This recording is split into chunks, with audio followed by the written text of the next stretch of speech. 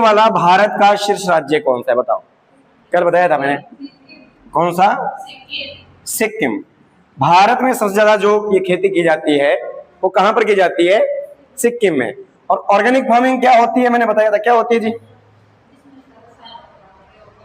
Good, जिसमें रसायनों का या फिर आपका जो है जो रसायन है जैसे खाद है, यूरिया है, समझ में बात, या केमिकल्स है, ठीक है, उनका प्रयोग नहीं किया। मतलब घर का गोबर का प्रयोग करके जो उत्पादन फसलें होती है उनको जैविक कृषि के अंदर वो आती है। तीसरी होती है अनुबंध कृषि। अब ध्यान रखना, ये बात बहुत इंपॉर्टेंट है, भारत में सबसे ज्यादा की जाने वाली कृषि, भारत में सबसे ज्यादा की जाने वाली कृषि का प्रकार कौन सा? कौन सा? अनुबंध। इसको बोलते हैं कॉन्ट्रैक्ट फार्मिंग। कॉन्ट्रैक्ट फार्मिंग, समझेगा? कॉन्ट्रैक्ट फार्मिंग क्या होता है, थोड़ा समझिए इसके बारे में। ये एक प्रकार का कॉन्ट्रैक्ट है। कॉन्ट्रैक्ट समझते हैं? इसमें एक प्रकार का क्या किया जाता है? कॉन्ट्रैक्ट यानी साइन किया जाता है फसल उत्पादन करने से पहले, ठीक है। किसान एक तरफ से होता है किसान और एक तरफ से होता है कॉन्ट्रैक्टर। कॉन्ट्रैक्टर समझते हैं? इन दोनों के बीच में हुआ एक साइन फसल को लेकर, फसल उत्पादन को लेकर के, मतलब फसल अभी उगाई नहीं है और कॉन्ट्रैक्ट पहले ही हो गया। उत्पादन अच्छा हो या बुरा वो अलग बात है। ये सबसे ज्यादा रिस्क भी इसमें होता है और इसमें सबसे ज्यादा मुनाफा भी होता है। देखो कैसे, इसमें क्या होता है, देखो समझिए थोड़ा कैसा होता है। मान लीजिए कोई किसान है, मान लीजिए कोई किसान है और उसके पास एक खेत है, उसके पास एक क्या है? खेत है। तो इस खेत में आलू उगाने के लिए, आलू की फसल उगाने के लिए एक कॉन्ट्रैक्टर उसे आलू उगाने के लिए कहता है कि भाई आप अपने खेत में आलू उगाइए, और अगर आप ये आलू इस खेत में उगाते हैं तो जब ये आलू की फसल आपकी तैयार हो जाएगी तो मैं आपसे 25 रुपए केजी पर हिसाब से क्या है आलू जो है खरीदूंगा। समझ रहे हैं ना बात? तो इसमें क्या हो जाता है, क्या हो गया भाई,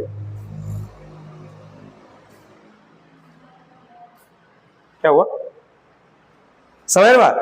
तो इसमें क्या है, कॉन्ट्रैक्टर ने क्या बोला कि भाई किसान से कि भाई आप अपने खेत में आलू उगाएगा, जिसमें क्या है जब आलू की फसल आपकी तैयार हो जाएगी तो मैं 25 रुपए पर केजी के हिसाब से आपका ये फसल खरीदूंगा।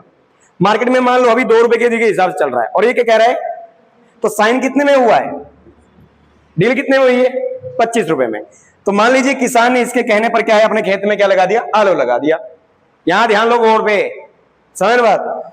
तो इसके पश्चात क्या होता है कि जब आलू की फसल तैयार हो जाएगी, जब ये आलू की फसल तैयार हो जाएगी तो किसान क्या होता है कि किस हिसाब से खरीदना पड़ेगा कॉन्ट्रैक्टर को? एग्रीमेंट हुआ ना दोनों के बीच में, कितने रुपए केजी के हिसाब का। तो मान लीजिए अगर मार्केट में चल रहा है 40 रुपए केजी, तो किसान को कितने रुपए में बेचना पड़ेगा? फिर भी 25 ही बेचना पड़ेगा ना, क्योंकि डील कितने में हुआ है? 25 में। और मार्केट में क्या चल रहा है?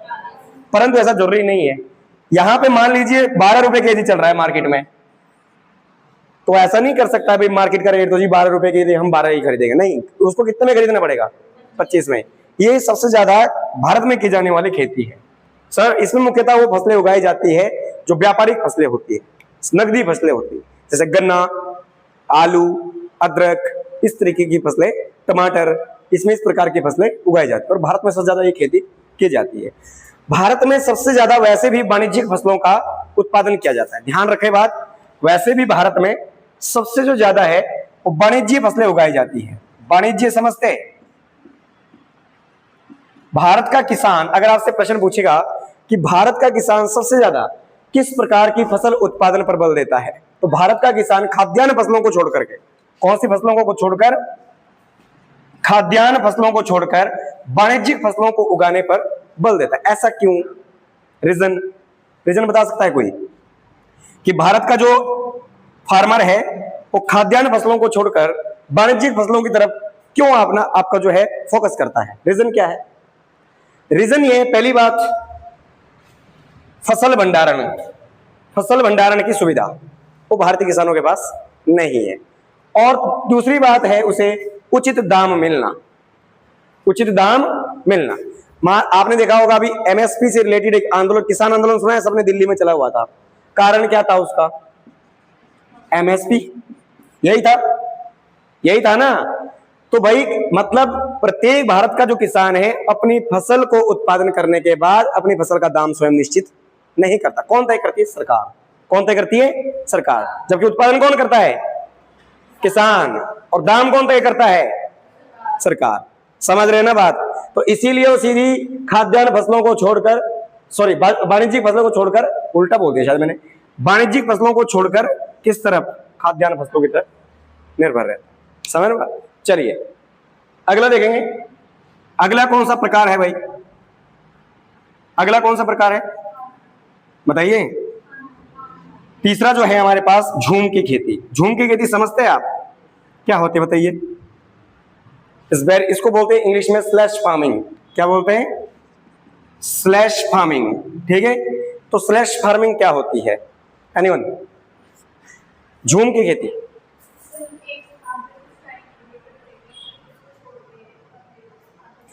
ये मुख्यतः किन लोगों के द्वारा की जाती है? हाँ जी,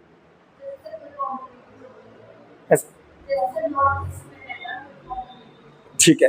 पहली बात तो ये है कि ऐसे ये आदिवासी लोग जो होते हैं, जो आदिवासी लोग हैं, अब जरूरी नहीं कि आदिवासी ही हो सारे, चलो भारत में तो मान लिया, परंतु दुनिया के बहुत सारे देश है जैसे अफ्रीका, वेनेजुएला, ठीक है, श्रीलंका, बहुत सारे ऐसे देश है जहां पर ये खेती की जाती है।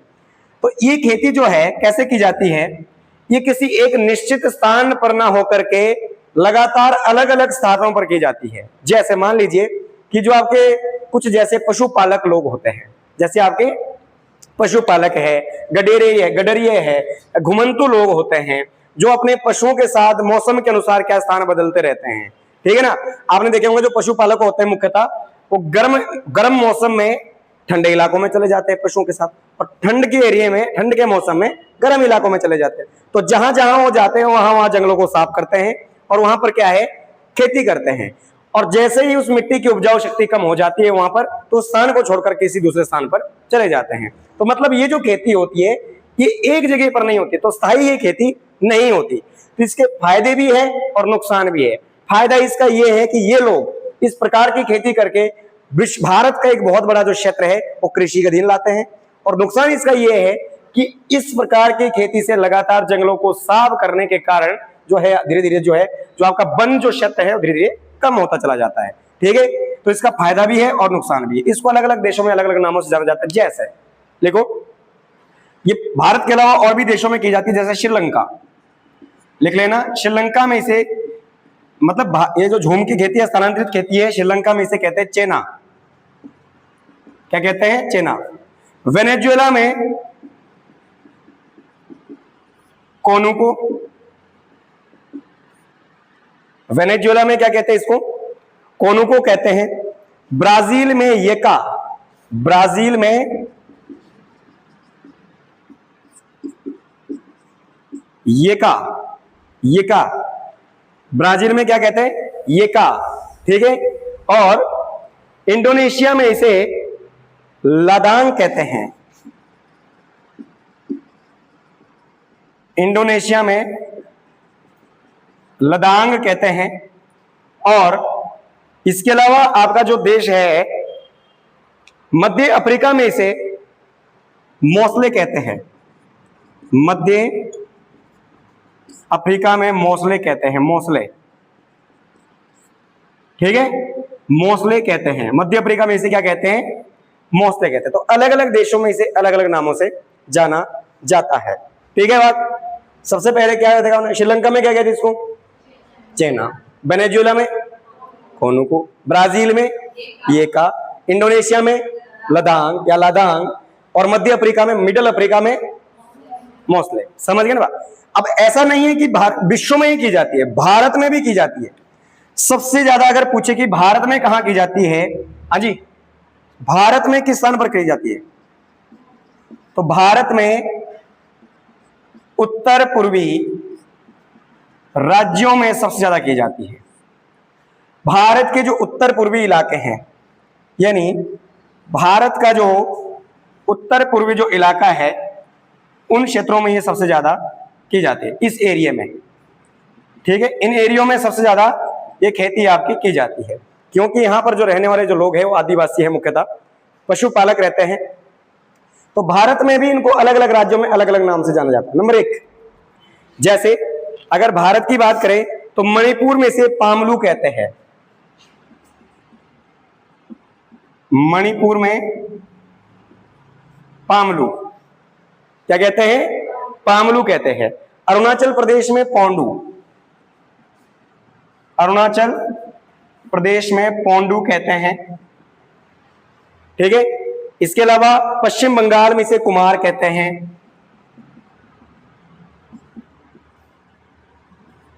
कुमार कहते हैं। और हिमालय क्षेत्र में इसे खिल्ल कहते हैं। क्या कहते हैं? खिल्ल कहते हैं। तो भारत में भी अलग अलग क्षेत्रों में इसे अलग अलग नामों से जाना जाता है। नंबर 1, मणिपुर में पामलू कहते हैं, आंध्र प्रदेश में पोंडू कहते हैं, और पश्चिम बंगाल में कुम्हार कहते हैं, और हिमालय के क्षेत्र में इसको क्या कहते हैं? हैं खिल्ल कहते हैं। समझ आई बात कि नहीं? यस या नो? कोई दिक्कत इसमें? लास्ट जो हमारा कृषि का प्रकार बचा है वो है आपका पुनः चक्रण कृषि।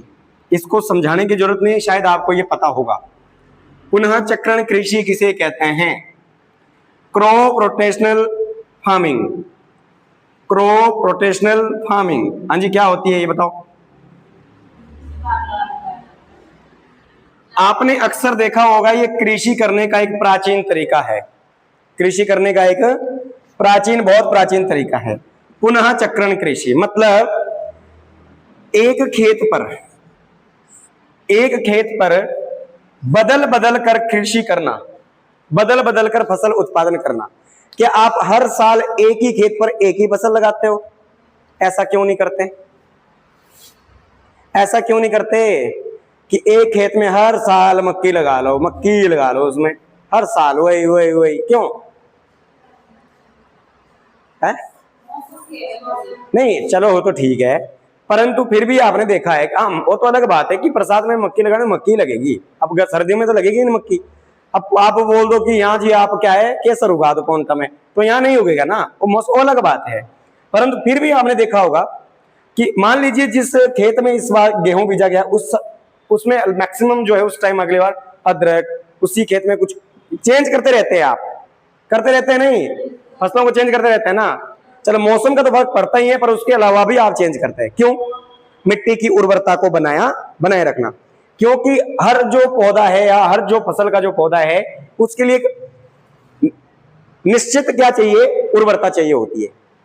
ऐसा नहीं है कि ज्यादा अगर उपजाऊ है तो उसमें अच्छी फसल होगी, अगर ज्यादा ही उपजाऊ मिट्टी हुई ना तो फसल तो भी नहीं होगी।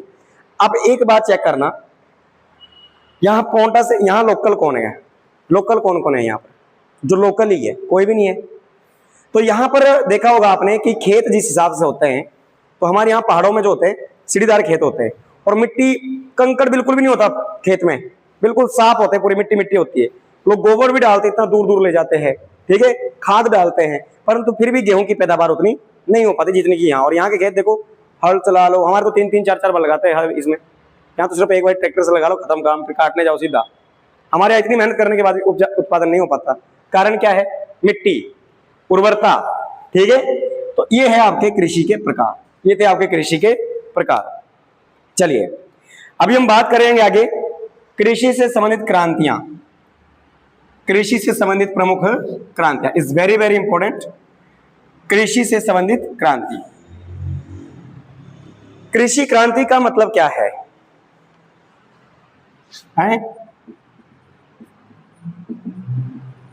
कृषि क्रांति से आप क्या समझते हैं?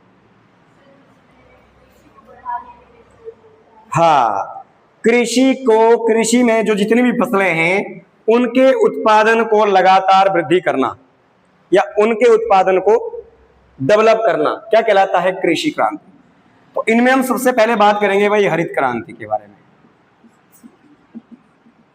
हरित क्रांति, ठीक है, ग्रीन रेवोल्यूशन। तो हरित क्रांति किससे संबंधित थी? हैं? खाद्यान्न फसल उत्पादन से, खाद्यान्न फसलों के उत्पादन से। खाद्यान्न फसलें क्या होती है?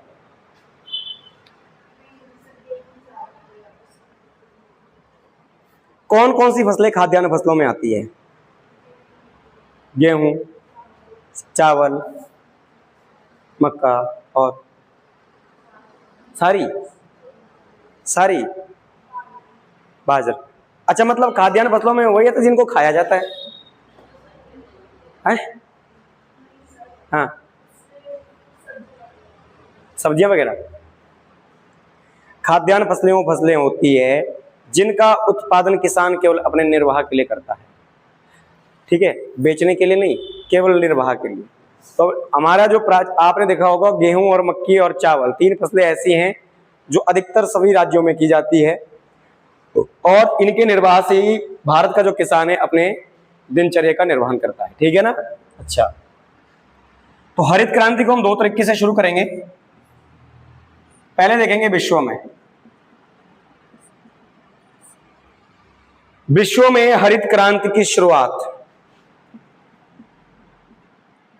कहां से हुई थी? हाँ जी, विश्व में हरित क्रांति की शुरुआत कहां से मानी जाती है? कहां से? स्वीडन,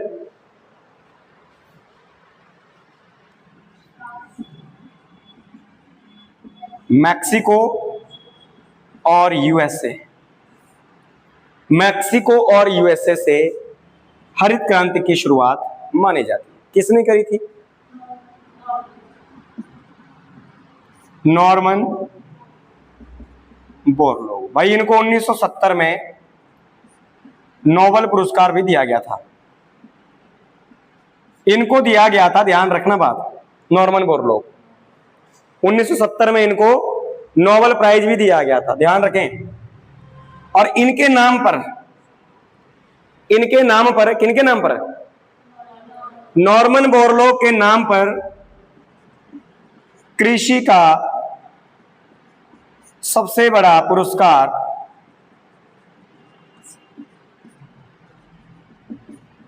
बोरलॉग पुरस्कार दिया जाता है। तो अगर आपसे पूछा जाए कि बोरलॉग पुरस्कार किस क्षेत्र में दिया जाता है? कृषि में उत्कृष्ट कार्य करने पर यह पुरस्कार दिया। और देखो, अगर नोबेल प्राइज होता कृषि में, वैसे तो नहीं, कितने क्षेत्र में दिया जाता नोबेल प्राइज? 6 में, पहले 5 में दिया जाता था, 5 में दिया जाता ना पहले नोबेल प्राइज, फिर 6 में दिया। अब 6 में कौन कौन से में दिया जाता नोबेल बताओ?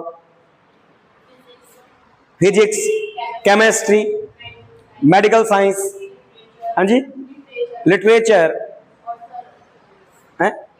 इकोनॉमिक्स और शांति, ठीक है, इतने क्षेत्रों में नोबेल प्राइज दिया जाता। तो कृषि में नहीं दिया जाता। तो कृषि में यदि कोई पुरस्कार दुनिया भर में सबसे बड़ा है तो कौन सा है? और इसीलिए इसे कृषि का नोबेल कहते हैं।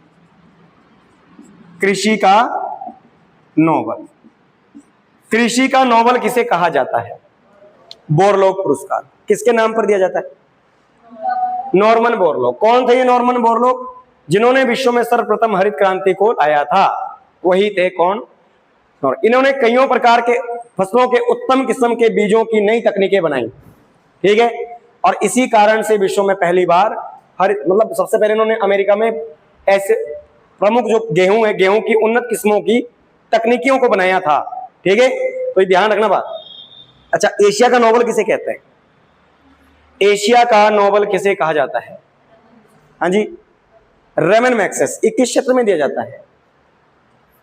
रेमन मैग्सेस अवार्ड किस क्षेत्र में दिया जाता है? हाँ जी, बताइए शाबाश। किस में? सार्वजनिक सेवा, पत्रकारिता, फिल्म में, किस में है? जर्नलिस्ट को दिया जाता है, हाँ, किसको दिया जाता है? जर्नलिस्ट को दिया जाता है। अच्छा, ऑस्कर अवार्ड, ऑस्कर अवार्ड है कौन सी? फिल्म क्षेत्र में दुनिया में दिया जाने वाला सबसे बड़ा अवार्ड कौन सा? ऑस्कर। अच्छा, कोई भारत की फिल्में बताइए जिसको ऑस्कर अवार्ड दिया गया है, जो ऑस्कर के लिए चुनी गई है। कोई भारतीय फिल्म कौन कौन सी ऐसी है? भारत की ऐसी कौन कौन सी मूवीज है जिनको ऑस्कर अवार्ड मिल चुका है? आलमारा, वो कहाँ? गूंगी फिल्म थी पहली, उनको कैसे देंगे? कौन सी? थ्री इडियट नहीं यार, मूवियां इतनी सारी, अब ऑप्शन क्या दूं मूवियों में भी। पहली मूवी थी गांधी। आपने भानुमथैया का नाम सुना है? ऑस्कर अवार्ड जीतने वाली पहली महिला थी, भारतीय थी वो। गांधी मूवी की कॉस्ट्यूम को डिजाइन करने के लिए उनको पुरस्कार दिया गया था। गांधी मूवी देखी है? ऑस्कर अवार्ड भारत की उन फिल्मों को दिया जाएगा जिससे दूसरे देश को सीखें। कहीं पुष्पराज को दे दिया, वहां क्या सीखा? चोरी करना सीखेंगे वहां से, समझ में। दूसरी लगान, लगान मूवी, इसको भी दिया गया है। तीसरी, अब तो बोल दो थोड़ा, कश्मीर भाई से क्या सीखेगी दुनिया? मर्डर करने। हाँ, तीसरी लगान हो गई, गांधी हो गई, और मदर इंडिया। कौन सी? अगली बॉम्बे सलाम। ये पुरानी मूवियां हैं, याद होना, पता होना चाहिए, ठीक है। इन सभी मूवियों को क्या दिया गया है? Oscar award. अच्छा चलिए, और भारत मूवी में कौन सा अवार्ड देता है? सबसे बड़ा अवार्ड भारत का जो दादा साहब फाल्के पुरस्कार, ठीक है। भारतीय सिनेमा का जनक इनको कहा जाता है, दादा साहब फाल्के को। तो भारत में अभी बताइए, अच्छा अभी 2-3 साल पहले, 2-3 साल की मूवियां बताइए जो दादा साहब फाल्के के लिए चुनी गई। 20, 21, 22, 23, 24, 25। अच्छा 20 के बाद बताता हूं। 20 में तो नहीं दिया कोरोना के चलते, 21 में हाँ दिया गया था, 21 में 22, 23 और 24 और 25। बताइए, शाबाश। कौन कौन सी मूवियां हैं? तो पढ़ते तो होंगे, मैं कौन सा दिन भर देखता रहता हूं। जैसे कश्मीर फाइल है, इसको भी दिया गया है दादा साहब फाल्के पुरस्कार। पुष्पा, इसको भी दिया गया है। शेरशाह मूवी है, उसको भी दिया गया है। इसके अलावा एक और आई थी, कौन सी थी ट्रेंड में अभी है? ट्रिपल आर, उसका जो नाडू नाडू सॉन्ग है उसको भी दिया गया था। और नाटू नाटू है, नाडू कुछ ऐसा ही है। अच्छा, और कौन सी थी है? तो इन सभी मूवियों को क्या दिया गया है? दादा साहब फाल्के। तो ये हम बात कर रहे हैं कृषि की। तो कृषि का नोबेल किसको? बोरलॉग। समझ गए ना बात? तो विश्व में हरित क्रांति के जो जनक है वो किसके माना जाता है? नॉर्मन बोरलॉग को। किसको माना जाता है? अब आ जाइए भारत में। भारत में अगर कृषि हरित क्रांति के जनक की बात करें, एमएस स्वामीनाथन। एमएस स्वामीनाथन, इनको किस वर्ष भारत रत्न से सम्मानित किया गया? बताइए शाबाश। इनको भारत रत्न दिया गया है, बताइए कब?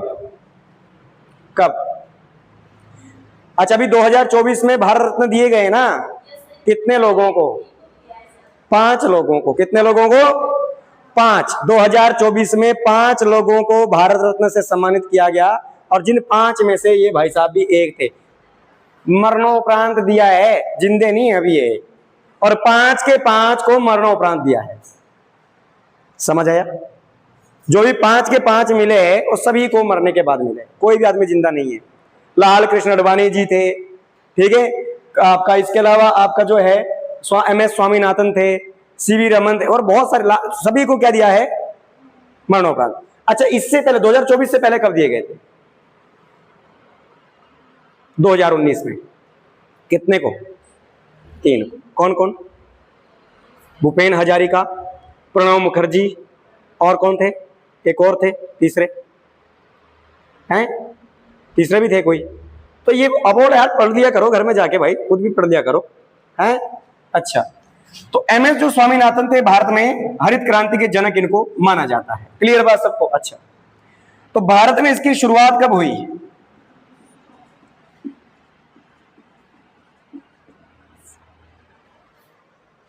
66-67 के मिड।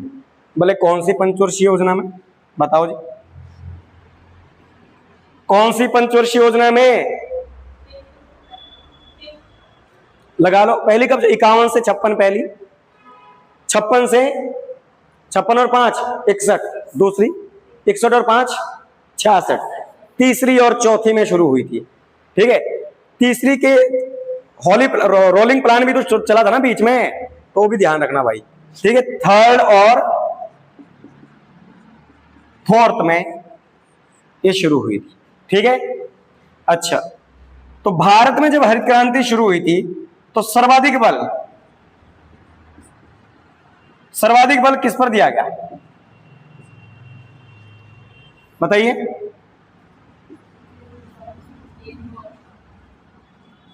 गेहूं और चावल पर। और इन दोनों में से कोई एक ही पूछा तो यहां पे भी दिक्कत हो जाएगी। देखो क्या, अगर तो दोनों ऑप्शन तब तो ठीक है, इजी है, परंतु प्रश्न पूछा कि गेहूं अलग ऑप्शन और चावल अलग ऑप्शन, कि इनमें से सबसे ज्यादा बल किस पर दिया गया। तीन प्रश्न बनेंगे। नंबर 1, हरित क्रांति में किन फसलों पर बल दिया गया, क्या बोलेंगे, गेहूं चावल। हरित क्रांति में सर्वाधिक बल किस फसल पर दिया गया, ऑप्शन गेहूं या चावल। तीसरा, हरित क्रांति के दौरान सबसे ज्यादा उत्पादन किस फसल का हुआ, गेहूं या चावल। अब उत्पादन करने की बात अलग है कि भाई उत्पादन किसका हुआ, बल किसके ऊपर दिया गया था, और दोनों फसलों में किसके ऊपर बल दिया गया था। अब अगर यहां बात कर रहे हैं कि भाई यहां पर बल दिया गया दो फसलों पर सबसे ज्यादा फोकस किसको प्रोडक्शन करने की बात हो रही थी, हाँ किसको, चावल को बात हो रही थी। भाई चावल को सबसे ज्यादा उगाना है, परंतु उत्पादन किसका हुआ, क्यों, किलो के हिसाब से उत्पादन किसका हुआ, गेहूं। क्यों, क्योंकि गेहूं मोटे अनाजों में आ जाता है थोड़ा, चावल भारी हो गया गेहूं। फिर टन में कौन उत्पादन ज्यादा हुआ, गेहूं। उत्पादन किसका ज्यादा हुआ, बल किस पर दिया गया था सबसे ज्यादा, उत्पादन बल किसके ऊपर दिया गया था, चावल पर, परंतु उत्पादन किससे हुआ, गेहूं का। पिछली जो आपकी कुल उत्पादन की तुलना में 3 गुना ज्यादा जो है आपका उत्पादन किसका हुआ, गेहूं का। परंतु वैसे दोनों फसलों पर बल दिया गया था, दोनों फसलों पर बल दिया गया था, परंतु उत्पादन सबसे ज्यादा किसका हुआ था, गेहूं का। क्लियर, तो ये भी आपने बात ध्यान रख लेना। तो ये तो आपकी हरित क्रांति के बारे में हमने थोड़ा पढ़ा। अभी हम बात करेंगे अन्य क्रांतियां, अदर जो आपकी रेवोल्यूशन थी कृषि से। तो लिखो भाई कौन कौन सी क्रांतियां थी, लिखते रहो शाबाश। नंबर 1, काली क्रांति। किससे रिलेटेड थी काली क्रांति, हाँ जी, पेट्रोलियम, किससे, पेट्रोलियम। नीली क्रांति, या तो मत्स्य या पेयजल, ठीक है, नहीं ये सिर्फ मत्स्य से ही थी। अमृत क्रांति,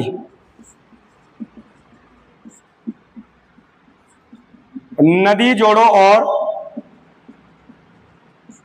पेयजल, पीने के पानी से, ठीक है। अच्छा, भूरी क्रांति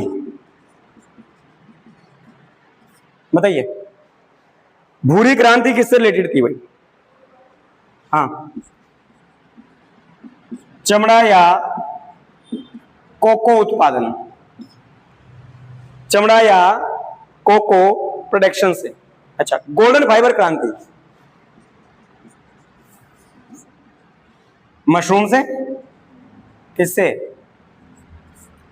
गोल्डन फाइबर, सुनहरा रेशा है, जूट, जूट जूट कहां होता है सबसे ज्यादा जूट, पश्चिम बंगाल, वेरी गुड, ठीक है।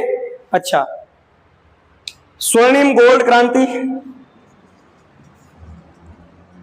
स्वर्णिम गोल्ड है, स्वर्णिम या गोल्ड क्रांति, स्वर्णिम या गोल्ड अलग, या तो गोल्ड ही बोलो या स्वर्णिम ही बोलो, हाँ जी, किससे है, किससे, सोने से, हाँ किससे, किससे, बागवानी या शहद,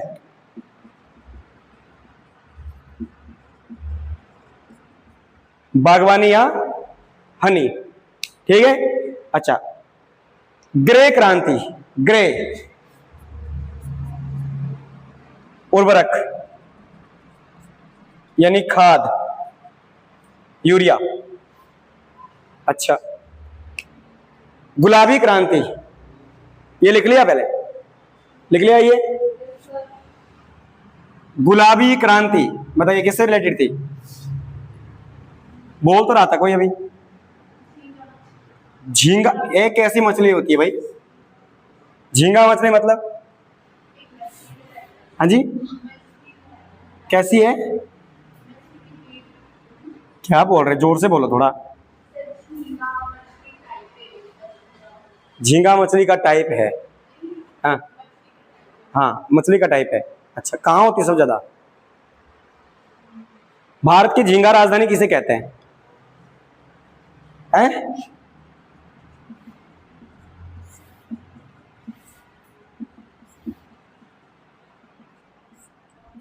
झींगा मछली या प्याज? भारत की झींगा राजधानी कहते हैं नल्लोर को। कहाँ है नल्लोर? अब फिर फंस गए। हैं? हैं? कहीं अरुणाचल प्रदेश ने सोच लेना आंध्र प्रदेश। कहां पे? आंध्र प्रदेश। प्याज महाराष्ट्र में होता है, उत्पादन बाद में करेंगे अभी, ठीक है। प्याज से और झींगा मछली से गुलाबी क्रांति। कौन सी? गुलाबी क्रांति। लाल क्रांति, लाल है टमाटर और मांस, टमाटर और मांस से लाल क्रांति। गोल है आलू, पोटेटोज, ठीक है। अच्छा, सिल्वर फाइबर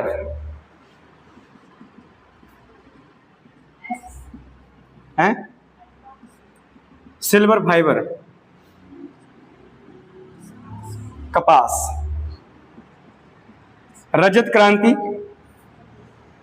अंडा, ठीक है। सिल्वर रजत क्रांति अंडा, ठीक है। अच्छा, श्वेत क्रांति, श्वेत क्रांति, हाँ जी, दुग्ध। और इसी से ही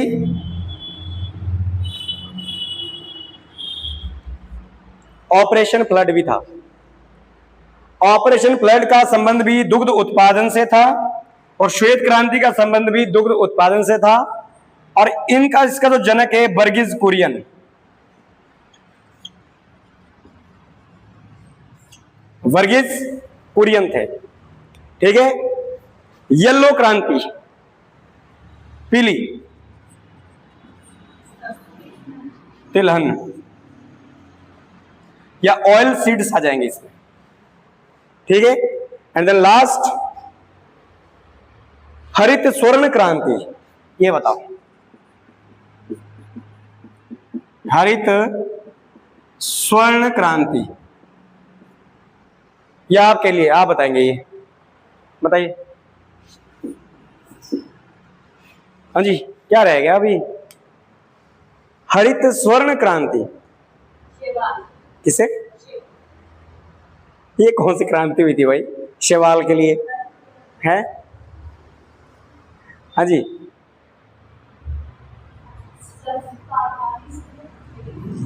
बागवानी से भी नहीं है। अच्छा, फल से भी नहीं है, किससे? तो फिर हरित कैसे हो गई हो? पहले हरित भी सोने की हो गई। हाँ, बैम्बू, बैम्बू, बैम्बू, बांस, किससे? बांस। ध्यान रखें, बांस क्या है? पेड़ है, घास है, या क्या है? बांस किसकी प्रजाति में आता है? घास की प्रजाति में। ध्यान रखें, किसकी प्रजाति में? घास की प्रजाति में आता है। समझ आया नहीं है? तो ये हमने पढ़ी कुछ प्रमुख कृषि की क्रांतियां, ठीक है। कल क्या है भाई?